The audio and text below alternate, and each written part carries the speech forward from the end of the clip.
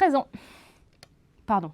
L'entreprise Duralex doit rebondir et pour ça, elle demande de l'aide à tous les Français. À partir de ce lundi et jusqu'au 15 novembre, un financement participatif est ouvert. Objectif, trouver 5 millions d'euros pour relancer cette verrerie mythique française située à la Chapelle-Saint-Mémin dans le Loiret.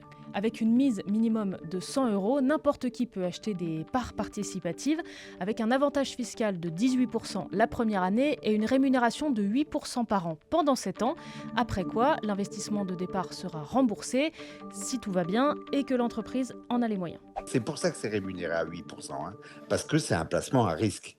L'entreprise n'arrive pas à atteindre ses objectifs, plus personne n'achète de verre.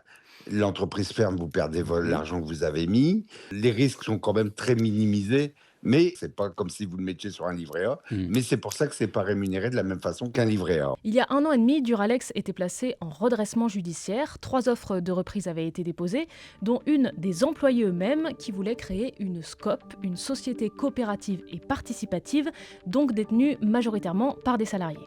Cette offre prévoyait de conserver les 228 emplois, elle était donc plébiscitée par les élus locaux et c'est finalement celle qu'a choisi aussi le tribunal de commerce d'Orléans en juillet 2024. On est soulagés. Les salariés sont plus que motivés. On invite tous les Français à acheter du Duralex.